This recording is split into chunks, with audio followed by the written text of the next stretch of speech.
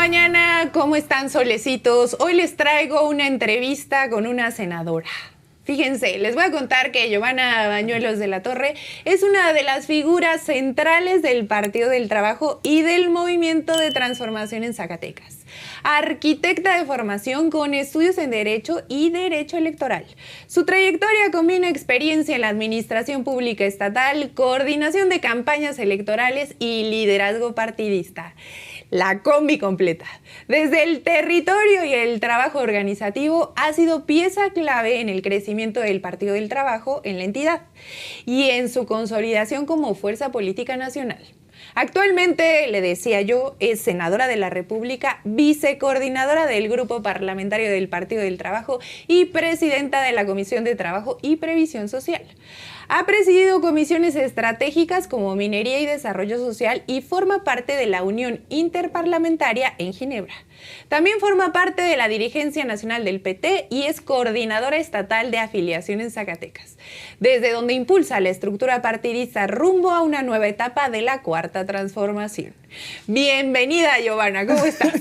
Muy agradecida y muy contenta, Liz, de poder estar contigo y que me des oportunidad de saludarte y de saludar a todo tu auditorio. Gracias. ¿Cómo ven, solecitos? Me investigaste muy bien. ¿Cómo ven, solecitos, a Giovanna?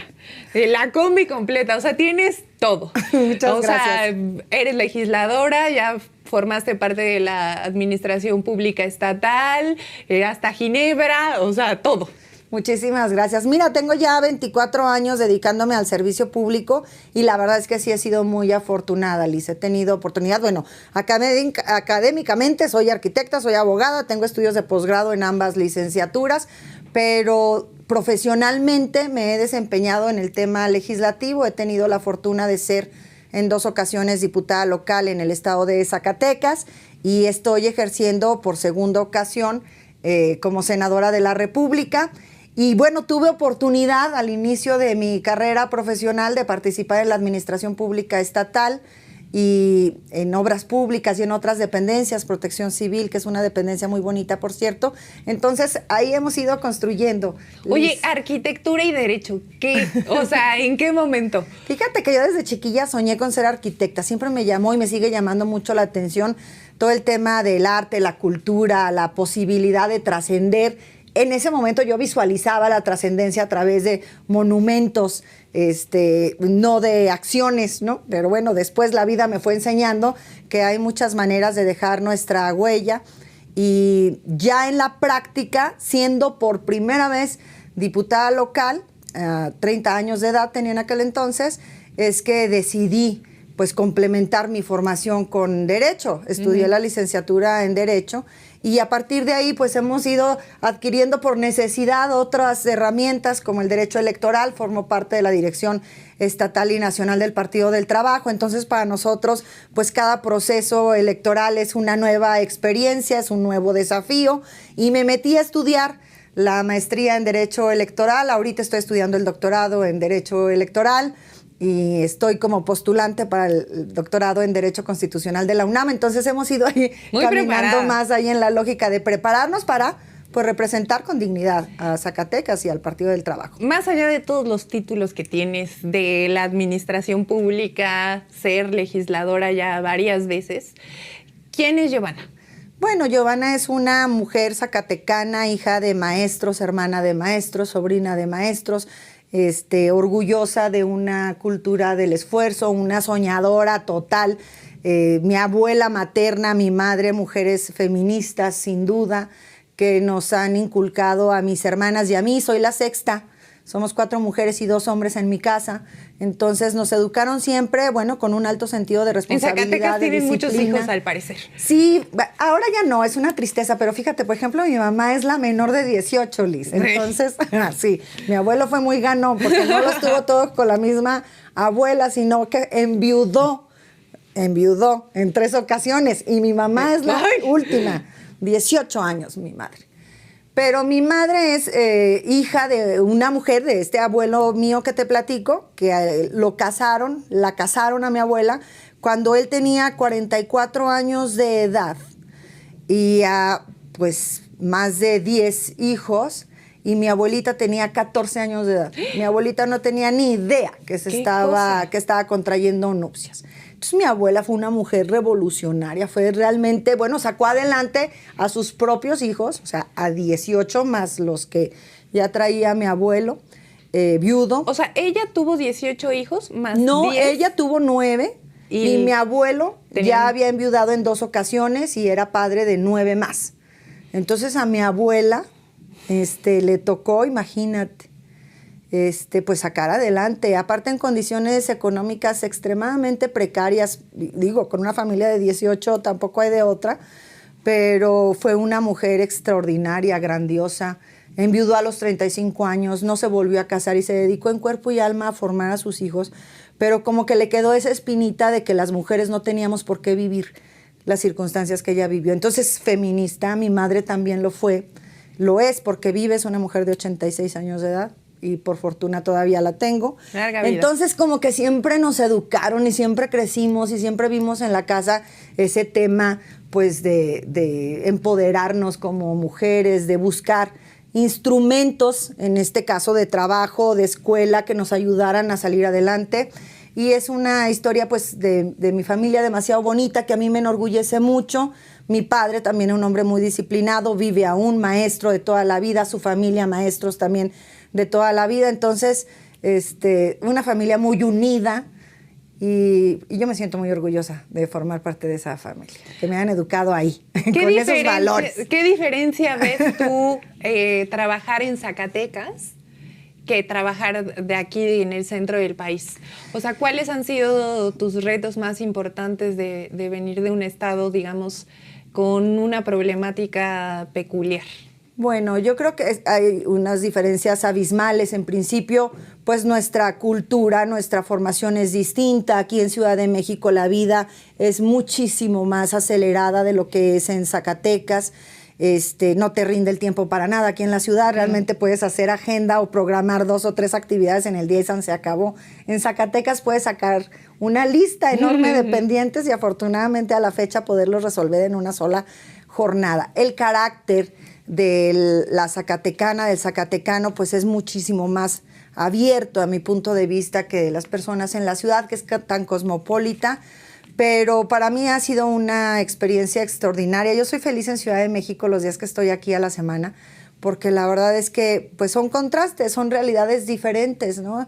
La amplia gama en materia de entretenimiento que tienes en Ciudad de México no la tienes en Zacatecas, por ejemplo. El teatro, el espectáculo, la variedad de lugares a donde puedes salir al tema de la recreación, incluso de manera gratuita, que eso es algo maravilloso.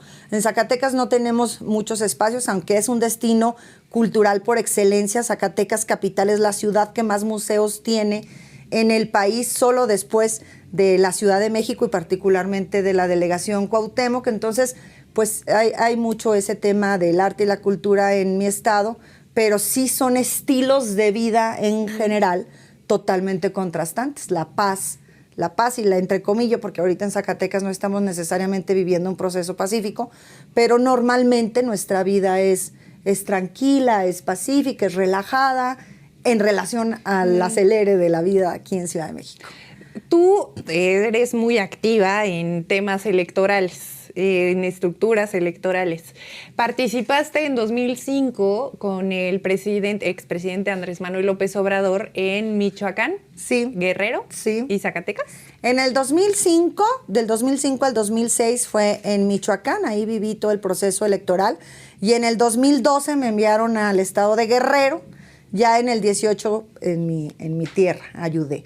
En el inter de todos estos procesos en los que en la primera nos robaron la elección y en la segunda la compraron, pues recordarán todas y todos ustedes que el licenciado Andrés Manuel no dejó un solo día de pisar el territorio. Recorrimos los más de 2,400 municipios del país y en el caso de Zacatecas a mí me tocaba junto con otros compañeros recibirlo y coordinar esas agendas de intercampaña, podríamos llamarlo de alguna suerte así, y adicionalmente me dio responsabilidades en otros estados para coadyuvar en un tema que a mí me gusta mucho, que es la formación y la capacitación de la estructura electoral, y que dicho sea de paso, pues fue nuestro talón de Aquiles en el proceso del 2006. Entonces, después de que nos robaron la primera elección presidencial, el licenciado Andrés Manuel pues puso particular interés en la estructura electoral, en nuestra representación electoral. Entonces ahí hemos andado. Yo muy contenta y muy orgullosa, Liz. ¿Qué anécdotas tienes con el presidente? Maravillosas. Mira, recuerdo una vez en el estado de Guerrero, a él nunca le gustó, eso es real, el que se pudiera hacer su gira, la logística de sus recorridos a través de transporte aéreo, a menos de que fueran vuelos comerciales. Pero hubo un recorrido en particular de Ixtapa a Ciudad Altamirano, donde nos habían advertido todo mundo que la carretera estaba en pésimas condiciones. Y que era común para la gente incluso que utilizaran el taxi aéreo, y que en taxi aéreo podías hacer alrededor de 25 minutos de vuelo, que era pues también vuelos comerciales, o por carretera arriesgarte hasta 5 horas en una carretera pues que no solamente estaba en malas condiciones, sino que era peligrosa. Y pues yo le coordinaba la logística al licenciado Andrés Manuel y le propuse, ¿no? Dije, bueno, pues vámonos por favor en taxi aéreo, porque aparte el calorón, 42, 44 grados, y no aceptó. Yo ya sabía que no iba a aceptar, nunca aceptaba, o sea, era parte de las cosas que él no admitía que metieras en sus agendas. Yo por no dejarlo propuse, pero entonces nos aventamos por carretera y uno a uno los vehículos nos fuimos ponchando en esa carretera. A mí me tocó ir detrás del vehículo del licenciado Andrés Manuel, viajábamos en un vehículo distinto. ¿Él también se ponchó? Sí, él se ponchó también. Estuvimos alrededor, estuvo Rojitas horas batallando para poder cambiar las llantas, pero luego ya era otro vehículo y que avancen y que avisen a la gente allá porque no teníamos cobertura de telefonía, que avisen a la gente que nos ponchamos, que vamos tarde para no hacerles el cuento largo. Pues el evento estaba programado 11 de la mañana, llegamos a las 5 de la tarde en lo que fuimos reparando todos esos vehículos. Para mí fue una experiencia extraordinaria por 2 motivos. Tuve mucho rato para platicar con el licenciado Andrés Manuel en medio de la nada, mientras reparaba las llantas de los vehículos. Y 2, llegamos a Ciudad Altamirano y la gente estaba en la plaza pública esperando. Para mí fue algo que te erizaba la piel, porque de verdad es que las condiciones, el clima, todo. Y no fue una demora de 1 hora o de 2 o de 3, fue todo el día. La gente estuvo bajo el rayo del sol esperando saludar al licenciado Andrés Manuel López Obrador. Es algo hermoso. Y como esas muchas experiencias, en carretera te pasan muchas cosas, ¿no? ¿Qué te dijo esa vez? Fíjate que en aquel entonces yo apenas lo trataba. Yo estuve en el estado de Michoacán en el 2006 y en Guerrero en el 2012, pero esta experiencia que te cuento fue en el 2005 porque yo fui a apoyar en esta parte que era frontera, le siguen llamando, pues la Tierra Caliente, ¿no? Tierra Caliente, que son las fronteras entre ambos estados. Entonces esta agenda nos tocó hacer un esfuerzo coordinado. Venía yo de ver al licenciado Andrés Manuel solo en la televisión. Me habían invitado pues a su proyecto y yo decía, acuérdate, en ese entonces era muy polarizante y aparte los medios de comunicación eran solo 2. No lo cubría. No lo cubrían y si lo cubrían lo denostaban, porque era un pleito casado entre Fox y Andrés Manuel. Entonces yo todo lo que tenía en mi imagen del licenciado era pues lo que veía en televisión. Y conocerlo para mí fue, híjole, extraordinario. A partir de ello decía, licenciado Andrés Manuel, o lo amas o lo odias, y la verdad es que por fortuna somos millones y millones de personas que lo conocemos y lo amamos, ¿no? Pero es así de polarizante su personalidad, su carácter, y así también, bueno, pues es que a ti qué puedo contar. Te vimos tanto tiempo en la mañanera, en situaciones sumamente críticas, complejas, en las que afortunadamente existían voces como las tuyas, existen las redes sociales, existía ya ahora la posibilidad de contrastar la información a la sociedad, pero en aquellos entonces no teníamos todas estas herramientas. Realmente es que luchábamos contracorriente y con una campaña de denostación muy dura a nuestro movimiento y particularmente a Andrés Manuel. Lo llegaron a señalar un peligro para México y esa campaña, pues evidentemente que fue muy dolorosa, muy poderosa para quienes estábamos alrededor, porque lo ofendían a él. Y yo creo que a todos nos ha tocado vivir eso, cuando te denostan a ti, que eres chaira o que eres, dices, mira, se me resbala. Pero cuando es una confrontación directa a un hombre, pues que no solamente es honesto, transparente, sabio, sino que es un gran líder como es nuestro presidente López Obrador, pues yo creo que es muy difícil enfrentarlo. Mira, tú me estás diciendo que llevaste esa logística, eras la encargada de la logística. Ahí en Zacatecas, tú lograste, con tu capacidad organizativa, que el PT fuera la segunda fuerza política. Sí. ¿Cómo lo viviste? Pues fue algo maravilloso porque, bueno, esfuerzo obviamente colectivo de muchas compañeras y compañeros. A mí me tocó ser dirigente estatal del PT durante un periodo de 6 años. En esos 6 años pues nos enfrentábamos, éramos oposición, nos enfrentábamos a un muy mal gobierno priista y yo siempre he sido muy territorial. La verdad es que yo creo que el trabajo se debe de hacer realmente puerta por puerta, casa por casa. Entonces yo como dirigente me salía a recorrer todos los municipios del estado de Zacatecas, confrontaba, tenía una conferencia de prensa los lunes por la mañana y yo hacía como mi contrainforme de lo que informaba el gobernador. No sé, el gobernador anunciaba sus acciones determinado día de la semana y yo los lunes contestaba. Al principio él decía, las cosas se deben de tomar de quien vienen y lo está diciendo Giovanna Bañuelos, por favor, o sea, ignórenla. Pero después fue cobrando, afortunadamente, relevancia, respeto tal vez, la opinión que nosotros dábamos porque hacía eco con la realidad de la gente. Entonces decían, bueno, pues no está tan descabellado lo que dicen. Me hicieron el favor de aceptar candidaturas, muchos hombres y mujeres con liderazgo muy consolidado, y fue un tiempo extraordinario del PT en el estado de Zacatecas. O sea, logramos quedar, el PRI gobernaba y el Partido del Trabajo era la segunda fuerza electoral y mira qué fortuna a mí me tocó estar al frente en esa etapa. Bien, en el marco del 8M, esto sale el 6 de marzo.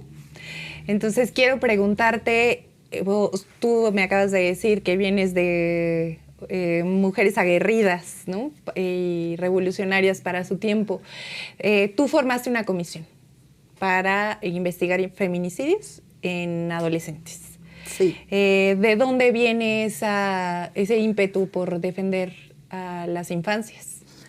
Mira, Liz, me parece en principio que nosotros no podemos intentar tapar el sol con un dedo y ocultar y dejar solo problemáticas que existen como esta, la violencia a nuestras niñas, a nuestros adolescentes, el abuso infantil, el abuso no solamente el psicológico, sino el que es todavía más doloroso, el abuso sexual a nuestras niñas y niños, que no podemos dejar solas a las madres buscadoras porque el hecho de no mencionarlas no quiere decir que ellas no se encuentren de lunes a domingo rascando los cerros en Zacatecas y en muchos otros estados de la República. Entonces yo creo que hay que ponerle nombre a las cosas, hay que ubicar el problema sin estridencia, sin que sea a través del interés de una raja política, sino ubicando el conflicto.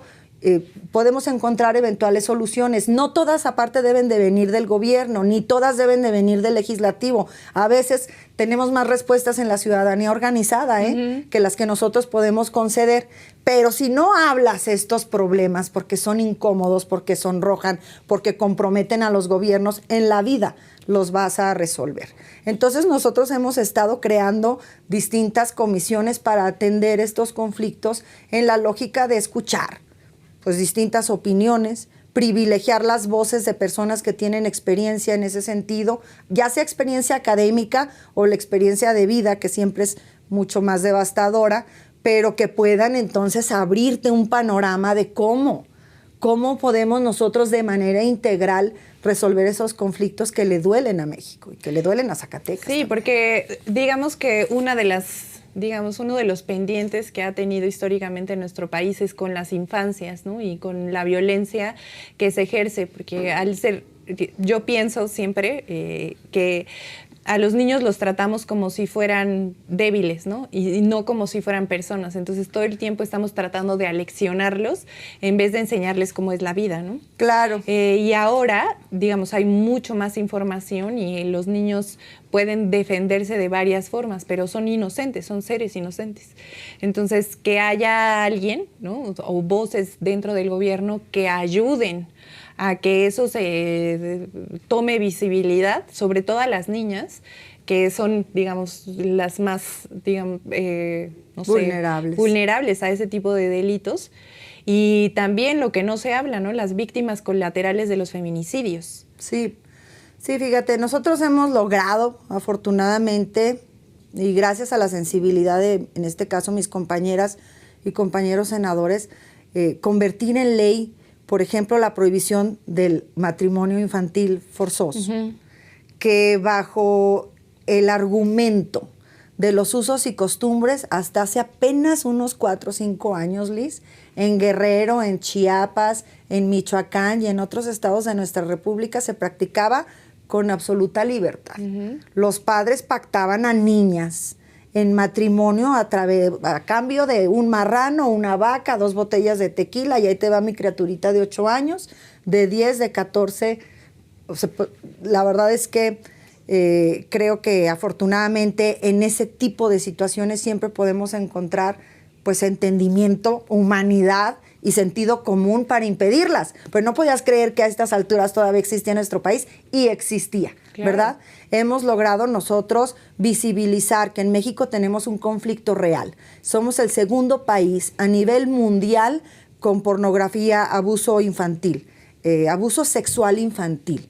Tenemos destinos como Puerto Vallarta, como Cancún, como Acapulco, donde extranjeros vienen al consumo de pornografía infantil y a la trata de personas. Entonces, esto se tiene que decir, y hemos logrado entonces que a través de la CURP, que a través del pasaporte, la iniciativa privada y los gobiernos también, cuando ven a un adulto acompañado de un menor, en hoteles, en espacios donde puede hacerse esta lamentable práctica, pues bueno, que entrevisten individualmente al adulto y al menor, que verifiquen que son familiares, que es su padre, que es su tutor, que es su familiar, en aeropuertos donde con toda libertad podías trasladarte al interior del país sin que te pidieran ninguna documentación más que un acta de nacimiento. O sea, hemos logrado poner candados en estas cosas.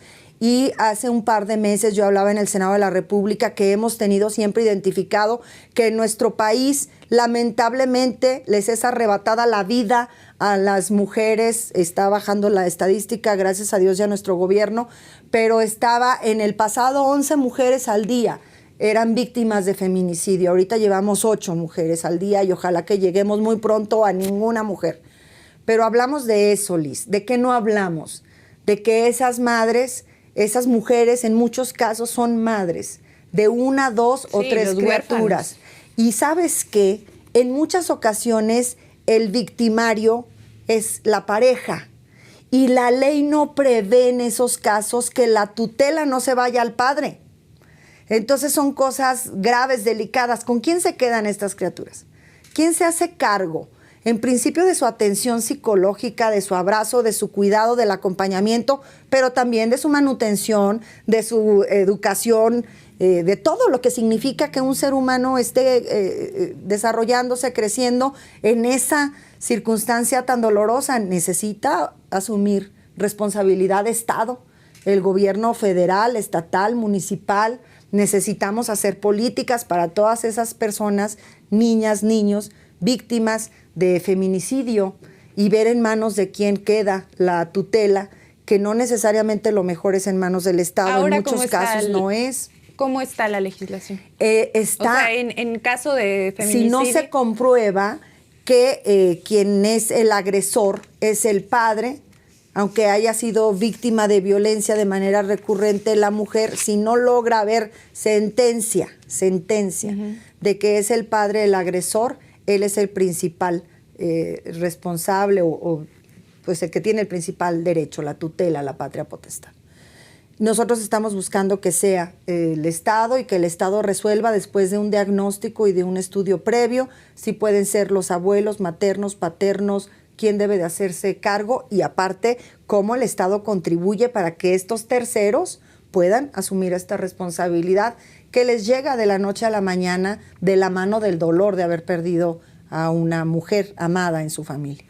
Sí, ¿no? O sea, me imagino lo doloroso que debe ser y que te encuentres sin nada. O sea, no hay recursos económicos, no hay certezas legales. O sea, en ese sentido, tampoco el feminicidio hasta hace unos años estaba tipificado, o sea, era homicidio y decían fue pasional, ¿no?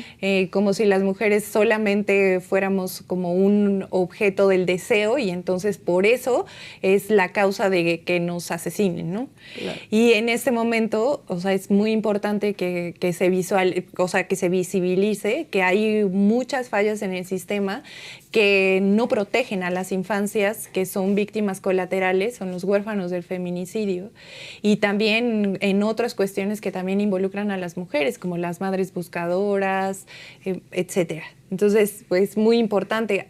Ahora, no solamente tiene que ser en el papel, ¿no? Sino claro, hay que hacer una... No sé, a mí se me ocurre mucho que las comisiones de derechos humanos en los estados están bien desperdiciadas. Yo también. ¿No? Creo. Y entonces creo que ellas deberían ser coadyuvantes con la Fiscalía General de todos los estados para decir, mira, esto es lo que se tiene que hacer en caso de, ¿no? Porque si solamente van a publicar que condenan que se esté reprimiendo o van a hacer eventos para visibilizar una o tal cosa, bien pueden involucrarse y utilizar los recursos públicos que se les asignan para ayudar, digamos, a este tipo de sectores que son menos favorecidos por el sistema, las mujeres, los indígenas, etcétera, ¿no? Entonces, pero fíjate qué maravilla. Perdón que te interrumpa, de cosas estás enunciando que son correctas. Hasta hace muy poco tiempo no se reconocía el feminicidio como un delito. No. Hasta hace muy poco tiempo no existía un padrón de personas desaparecidas en nuestro país. Se negaban esas realidades. O sea, se escondía la basura abajo de la alfombra y pues obviamente no se podían resolver esos problemas. Yo creo que en los últimos 7 años, derivado de nuestro movimiento de la Cuarta Transformación, hemos logrado grandes cosas. Pero yo me concentraría en 3 ejes fundamentales, Liz. Hemos logrado grandes cosas en política social y derechos constitucionales para el pueblo de México. Hemos logrado grandes cosas para nosotras las mujeres, en el reconocimiento de muchos de nuestros derechos y también de muchas de nuestras violencias. Hemos logrado también reconocimiento a la clase trabajadora de nuestro país como nunca antes. Y solo con esos 3 ejes, que los 3 te construyen justicia social, pues la verdad es que podemos observar hoy resultados como los que afortunadamente tenemos en el país, en el que nunca debemos de darnos por satisfechos. También yo soy crítica de decir, ya lo hicimos, ya logramos, uy, estamos en los cuernos de la luna. No, tenemos una tareota pendiente inmensa, pero hay que mencionar con toda claridad lo que en el pasado no existía en nuestro país, que hoy con mezquindad nos regatea la derecha y los conservadores, y que el pueblo de México por eso sabe, y por eso los acota, que están mintiendo, porque ellos viven en sus hogares una realidad diferente desde hace 7 años hasta ahora. Sí, eso también cobra mucha visibilidad a partir de que en 2024 gana la presidenta Claudia Sheinbaum. Cuéntanos brevemente, o si quieres extiéndete, cómo ha sido trabajar con la presidenta, porque también trabajaste en su campaña. Mira, había una expresión que decía el presidente Andrés Manuel López Obrador respecto a Claudia, a nuestra presidenta. Él decía, yo soy fresa en relación a Claudia. Y tenía razón. La verdad es que Claudia, nuestra presidenta, pues no solamente es una mujer de carácter, es una mujer con capacidad enorme, con valor. Es una mujer muy capaz, decidida, y que le ha tocado vivir 1 año y medio de un clima muy adverso, particularmente internacional, derivado de nuestra vecindad con Estados Unidos. Y la verdad es que creo que está imprimiendo su toque personal de gobernar y que lo está haciendo muy bien. Ha ganado el respeto, pues no solamente de mexicanas y de mexicanos que le regateaban el que ella tuviera la capacidad de tomar el control y el gobierno de nuestro país, sino también el respeto a nivel internacional. Yo participo en muchos foros internacionales a propósito de mi responsabilidad en el Senado, y es un motivo de orgullo, Liz, la verdad, escuchar cómo se expresan naciones enteras de nuestra presidenta y de la manera en la que ha asumido grandes desafíos, insisto, por poner solo un ejemplo, como el tema arancelario, que es una amenaza constante del gobierno de Donald Trump hacia el gobierno de nuestro país y ese intento permanente de invadir la soberanía de nuestro país y de tomar decisiones como si fueran los dueños nuestros, ¿no? Sí. Entonces, ha sido una experiencia muy grata. La presidenta Claudia, yo la conozco y la admiro profundamente. Y cuando veo que el país puede estar en vísperas de una crisis de dimensiones mundiales, de repente ahí está nuestra presidenta con la cabeza fría, con mucha claridad de qué se debe de hacer, tomando decisiones y es un orgullo. A mí me encanta verla. Yo creo que una de las virtudes que tiene la presidenta es que ante el amago, la amenaza, la estridencia, ella siempre dice, Trump tiene su estilo, así, ¿no? Y mientras... Claro, o sea, la chamba de Trump es ser ese ser estridente, ese candidato. Ahora ya vienen las intermedias. Claro. Tiene la peor aprobación en todo su mandato y está intentando otra vez decir, oigan, los votantes, los republicanos, aquí andamos. Pero su gobierno hace todo lo contrario, ¿no? Sí. Trabaja en coordinación, él dice la presidenta siempre. Trump siempre me dice que pues aquí está el gobierno de Estados Unidos por si quieren ayuda, sí, pero en inteligencia y vamos a coordinarnos y ya, ¿no? Y en todas estas cosas que ha dicho sobre México, la presidenta dice, es que ¿para qué le contestas? ¿No? ¿En qué momento? Sí. O sea, y además antier, que estuvo en Sinaloa, dio un mensaje muy importante. Es como, a ver, espérense, o sea, sí, es su discurso, es su estridencia, pero ya, o sea, ya basta. No voy a dejar que sigan aquí ninguneando a México. A ver, que detengan el tráfico ilegal de armas. Uh-huh.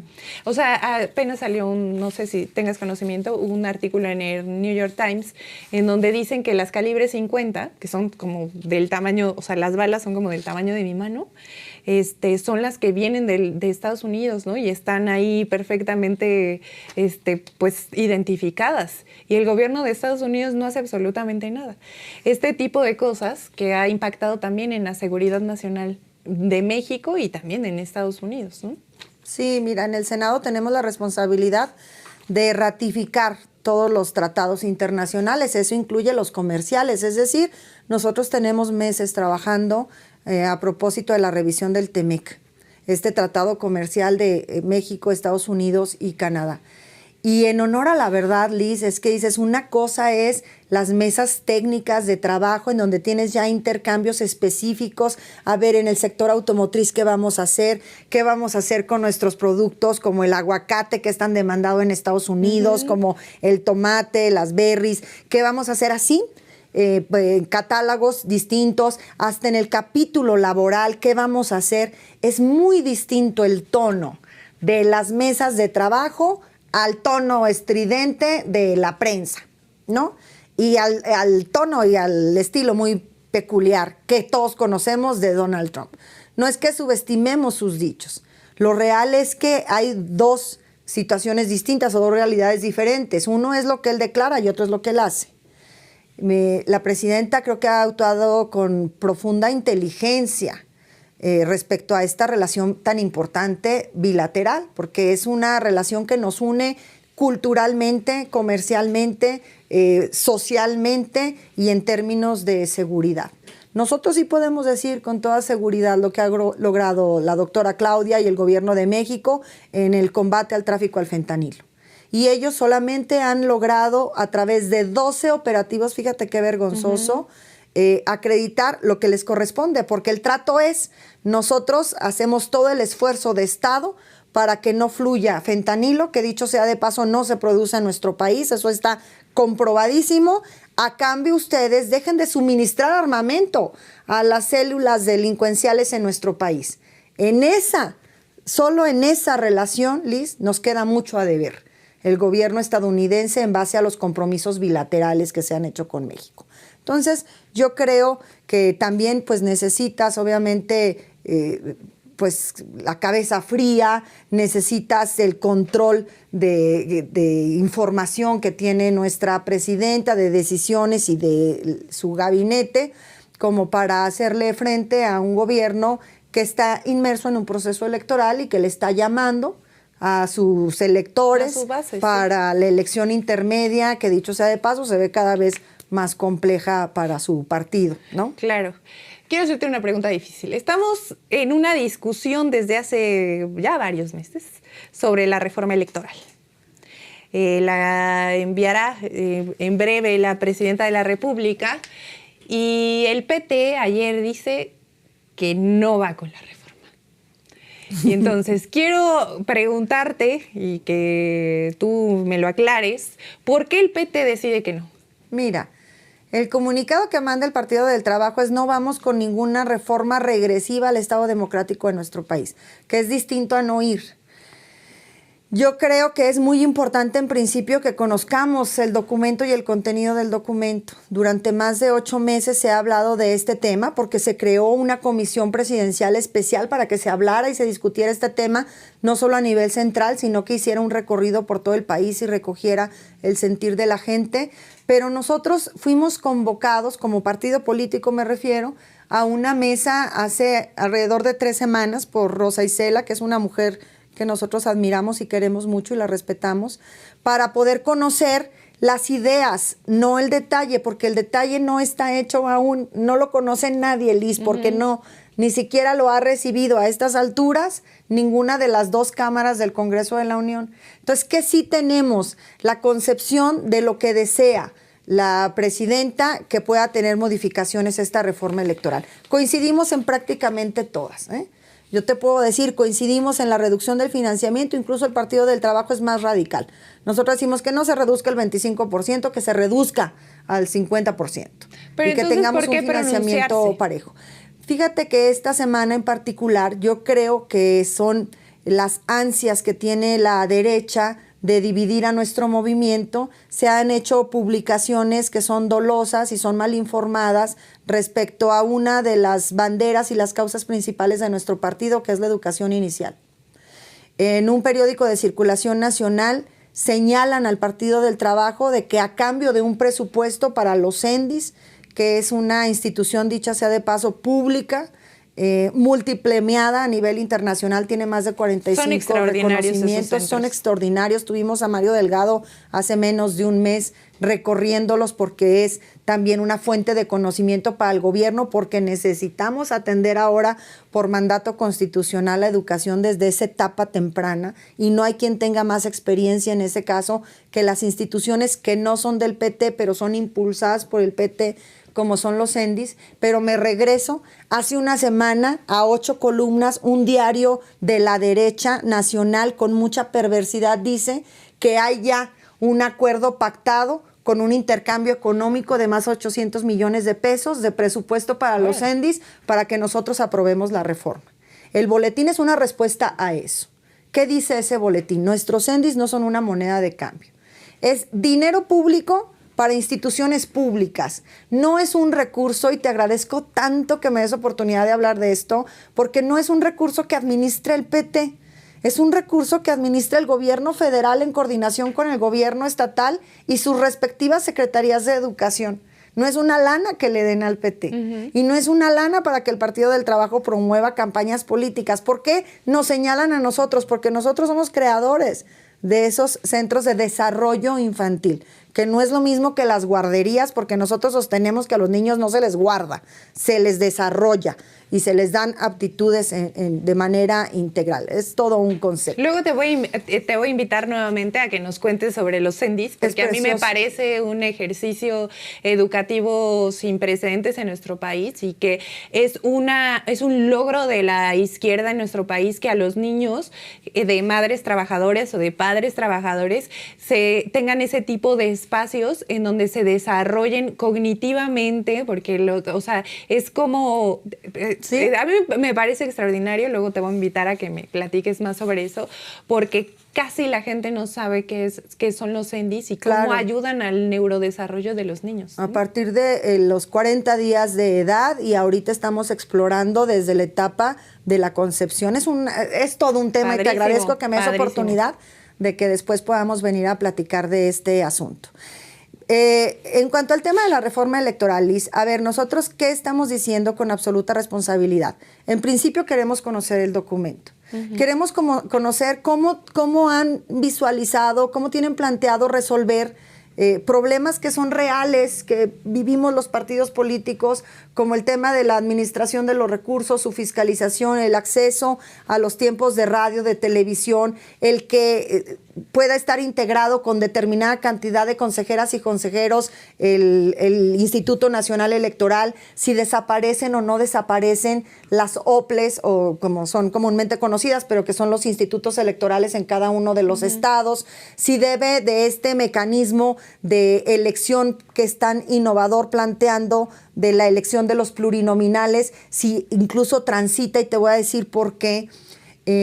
Actualmente todos se habla falsamente como que los plurinominales los ponen los partidos. Pues no, la verdad es que a los plurinominales y a los otros candidatos que son de mayoría los ponen los partidos, no solamente a los plurinominales. O sea, no hay una sola persona, hombre o mujer, si no está compitiendo a través de una candidatura independiente que no sea postulada por los partidos.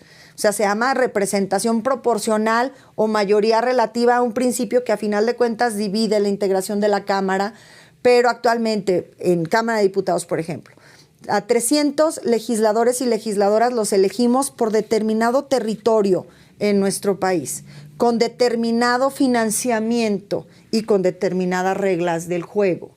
Si se plantea que a los otros 200, que actualmente se hace por lista y que también la gente termina votándolos el día de la elección, vienen al reverso, en letra chiquita, pero la gente los vota y en función de eso llegan o no llegan incluso. Si a ellos, que son los de representación proporcional, los vas a mandar a que hagan campaña en una circunscripción, que para que la gente que nos ve y nos escucha pueda comprender, nosotros nuestro país lo dividimos en 5 grandes regiones, las llamamos circunscripciones. Son más de 40 distritos federales los que integran cada una de las circunscripciones. Si alguien que va a competir por esa vía tiene que hacer campaña en 40 circunscripciones, que por señalarte la mía, que es la 2, es desde Aguascalientes hasta Tamaulipas, sin financiamiento, ¿cuándo y en dónde estás garantizando la paridad y la igualdad de condiciones para un proceso electoral? Independientemente del partido que lo postule, ¿tú crees que tiene una Giovanna Bañuelos, candidata a diputada federal, piso parejo, si estoy compitiendo en un distrito de 8 municipios, así estoy disputándome sin financiamiento en 40? Bueno, pero eso es una especulación. Me voy a pelear contigo. Ajá. Me voy a pelear contigo. Eso es una especulación. Todo. Al final de cuentas, todo. Porque no tenemos la redacción de la ley. Todo es especulación, salvo los bullets que vimos en la mañanera. Vimos nosotros a Jade Cole y a algunos otros del Partido Verde haciendo ese tipo de afirmaciones que tú estás diciendo en ese momento, pero no sabemos si sí o no va a haber financiamiento a los plurinominales para que hagan campaña. Ahora, yo te voy a decir, dándote un poco la razón, siento que poco se habla de que los plurinominales son representantes de los partidos en sus estados. Por eso se llama representación proporcional, para que todos tengan un espacio dentro de eso y sean representados por el partido que mejor, digamos, los acompañe en sus ideas. De ahí a que una cúpula de poder se haga cargo de elegir a los perfiles, pues entonces esa ya es otra cosa. Por eso en Morena está la tómbola, que justo quiero decir, ya que tengo este programa, Esto de la tómbola es una cosa muy democrática que no se le ocurrió al presidente López Obrador porque fuera adicto a los juegos de azar, sino eso viene de Atenas, de antes de Cristo, del siglo V antes de Cristo, en donde elegían a los representantes con una piedra. Y en esa piedra era al azar, y eso permitía que no se hicieran cotos de poder. Y entonces que no fuera solamente una fracción de un grupo quien ostentara todo el poder, sino que fuera más democrático. ¿Qué permitía el azar? Pues que no se pelearan entre ellos. Entonces a mí me parece un acto democrático que viene de siglos atrás y que eso permite que no se hagan cotos de poder. El que un dirigente de un partido sea como en el PAN, no digo que seas en todos los partidos igual, pero en el PAN, en el PRI, siempre ha sido. O sea, ¿por qué Alito Moreno está en el Senado? ¿Por qué Lili Téllez está en el Senado? Pues porque la dirigencia lo eligió así. Pero ellos, ¿a quién representan? ¿Quién los conoce? ¿O qué hacen esos estados? No es lo mismo en tu caso o en el caso de algunos otros legisladores que están ahí porque están también trabajando su territorio. Pero como lo vuelvo a repetir, todo es especulación porque aún no tenemos el documento. Y por eso te preguntaba, ¿por qué el PT se pronuncia, no? ¿O por qué Melgar en el Partido del Trabajo, en el Partido Verde, ya está ahí vociferando que no van con la reforma? Bueno, esperemos el documento, dejemos de especular todos, o sea, tanto los partidos aliados de la Cuarta Transformación como afuera. O sea, ¿qué hace Jorge Romero? Dudo muchísimo que tenga un acercamiento como para conocer de qué va la reforma, ¿no? Y ya está, no, es antidemocrática, va en retroceso. No lo sabemos. Hasta la han bautizado ya que ley Maduro. Dices, ¿cuál ley Maduro? No conoce ni la redacción de la ley. A ver, ¿en qué sí coincido plenamente contigo, Liz? Necesitamos actuar con responsabilidad y esperar a pronunciarnos de temas específicos hasta que no tengamos la redacción completa, tanto de la reforma constitucional como la reforma a las 5 leyes secundarias, porque no es solamente a una. Sí. En eso coincido plenamente. ¿En qué otra cosa coincido plenamente? Los plurinominales se han satanizado, es una narrativa que se ha sacado para satanizar a liderazgos que en distintas condiciones, Liz, ahorita estamos hablando desde el poder. A ver, en el Partido del Trabajo nosotros hemos sido fundadores de la Cuarta Transformación, hemos acompañado incluso antes de que Morena existiera como partido político. Hemos ayudado en algunas entidades a fundar a Morena como partido político. Estamos más que convencidos de que es la vía del voto, la vía pacífica, la vía de la participación y de la sociedad organizada la que transforma naciones. Estamos convencidísimas y convencidísimos de eso. También estamos ciertos de que hay muchas coyunturas, y te voy a poner por ejemplo, la del 2006-2009, en las que si no existieran estas figuras de representación proporcional de un movimiento, habría grandes liderazgos que no tendrían la manera de seguir proyectando la mística, la narrativa y la ideología de ese proyecto. Me voy a decirte. En el Partido del Trabajo, en el proceso del 2006, 2009 y 2012, nuestras plurinominales se las entregamos a Andrés Manuel López Obrador. ¿Quién las utilizó? A quien él había nombrado su gabinete del gobierno legítimo. Fue un sexenio muy complejo en nuestro país, pero que dio posibilidad a que personalidades que respetamos muchísimo, como don Porfirio Muñoz Ledo, en paz descanse, fuera diputado plurinominal del PT, como Laura Itzel, que actualmente es senadora plurinominal de Morena, igual que yo, y presidenta del Senado, ocupara una diputación federal. A que Loretta Ortiz tuviera su voz, que era una voz de nuestro movimiento a través del PT en la Cámara de Diputados. Que Mario Di Constanzo, que después chaqueteó y hoy niega esa representación y esa oportunidad que le dio Andrés Manuel y que se la dio a través del Partido del Trabajo, fuera diputado federal del PT. Jaime Cárdenas, un constitucionalista que se debe de respetar. Rosario Ibarra, muchas personalidades que Andrés Manuel llegó y le propuso al Partido del Trabajo, ellos deberían ocupar esas posiciones, las ocuparon y ¿sabes qué? Lo hicieron de una manera extraordinaria en su inmensa mayoría.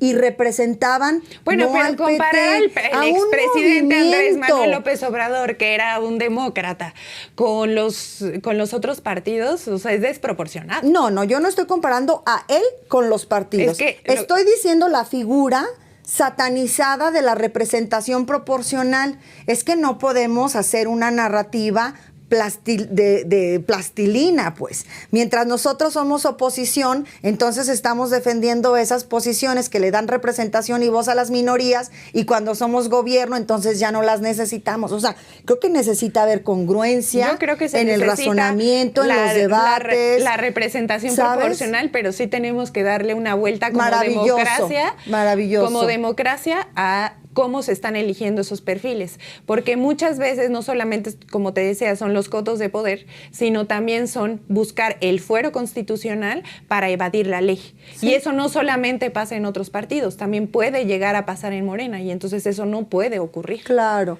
pero aparte, ¿sabes qué? Ese riesgo que es latente, es real y es lamentable, Liz, no sucede solo a través de la representación proporcional.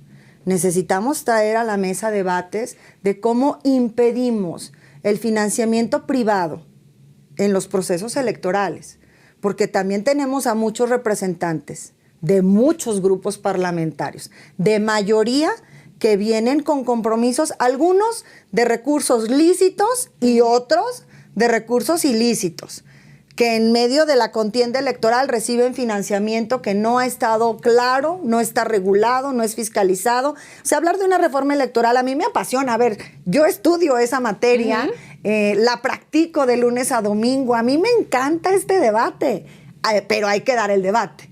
Nada más que sí, el debate debe ser centrado en un documento, en una propuesta firme, para poder decir, aquí estamos de acuerdo y aquí no, aquí se puede mejorar y aquí pues no lo pudieron haber planteado de una mejor manera, ¿sabes? O sea, ya nos urge, Presidenta, que esto que se ha anunciado y que ya esta semana aparte llegará al Congreso de la Unión, nos urge estudiarlo a fondo y encontrar pues todas las respuestas que nos den la posibilidad de cumplir con lo que los mexicanos y mexicanas quieren, que ¿qué es, Liz? Procesos democráticos, transparentes, abiertos, que sean confiables y que permitan que la representación que exista no solo en el Poder Legislativo, sino ahora y por fortuna también en el Judicial y desde hace también años en el Ejecutivo, pues puedan ser con las personas, hombres y mujeres de mayor probidad de nuestro país, independientemente del pensamiento que representen, porque también pues necesitan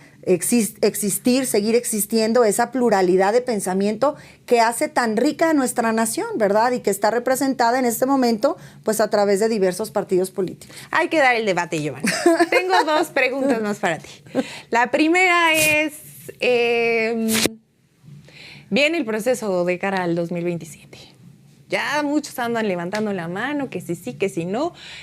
¿Tú vas a participar para Zacatecas? Sí, en su momento nosotros nos vamos a inscribir. Decirte, Liz, que yo tengo el privilegio desde hace muchos procesos electorales de representar al PT en la Mesa Nacional de la Coalición. Anunciamos nuestra coalición a través de nuestros dirigentes nacionales la última semana de enero, Morena, el Partido del Trabajo, el Partido Verde.